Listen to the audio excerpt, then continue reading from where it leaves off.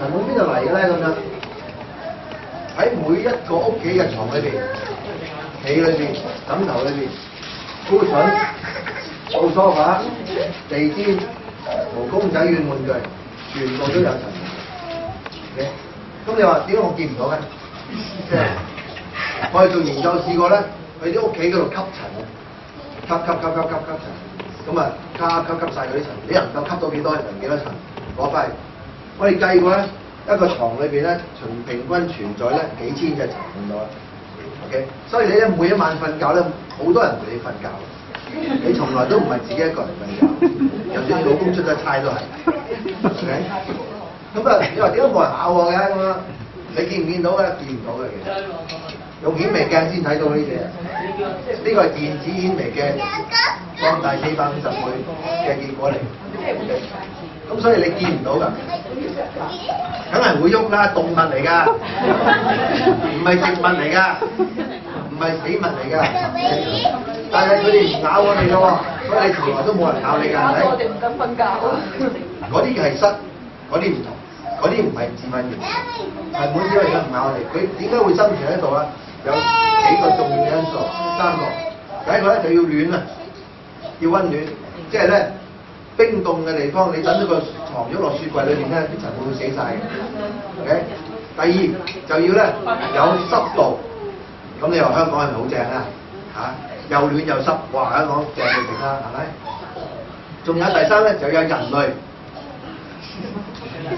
點解人類要重要咧？因為人類提供咗塵蟎嘅食物。你啲皮甩出嚟啦，即係我啲皮，你唔係成日都見到自己甩皮，但係其實你甩緊嘅。你唔知嘅咋，好少啦。佢哋就係食我哋啲皮屑嘅。OK， 咁所以冇人會有塵蟎啦，唔會有塵蟎。咁當然貓狗都可以有塵蟎啦，因為佢啲皮都會甩啦，係咪啊？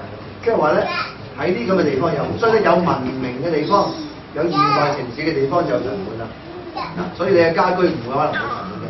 而家你坐喺呢個地方有冇塵蟎咧？你估？係由因為我哋地氈，我哋而家同緊唔知幾多百千百隻，Hello， 你好啊。OK， 咁你話咁我點樣可以能夠整到塵蟎啊？防塵蟎嘅床笠、被笠、枕頭笠係世界上最可以能夠減低接觸塵蟎嘅嘢。OK， 因為咧呢個防塵蟎嘅枕頭笠、被笠、床笠咧，笠住咗佢之後，嗰啲針、嗰啲線嘅密度咧，密度佢走唔到得出嚟。咁你話我講一個膠袋最啊嘛，咁你試下瞓個膠嘅枕頭啊，膠嘅，即係呢個 alternative 就係一個膠袋，得唔得㗎？係可以用膠袋嘅，但係膠係會老化嘅，咁你爛咗係唔知咯。係啦，咁啊膠袋，不過唔使老化你都瞓死咗你啦。膠袋係佢唔俾啫，大家嚟。高筍喎，高筍就係咁樣腍啊嘛，係咪啊？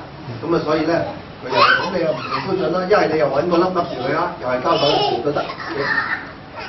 梳化椅又係喎，啲布梳化，啲布梳化好靚啊，又顏色啊，又pattern啊，又成 OK， 但係裏邊咁多窿，咁多即係嗰啲布就自然好 happy 啦，即係我覺得坐喺度即係所以點解我好彩我唔係敏感嘅啫。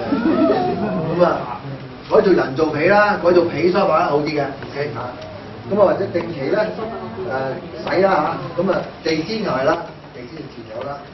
咁啊如果你嗰啲毛公仔啊會點咧？咁通常我就話提議你啲毛公仔咧，佢2個禮拜咧等落個洗衣機度揾暖水洗佢，55度以上，55度先嚇，叫佢洗完之後死晒。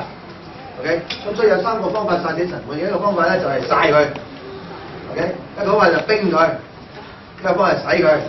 你試下邊樣嘢做得到咧？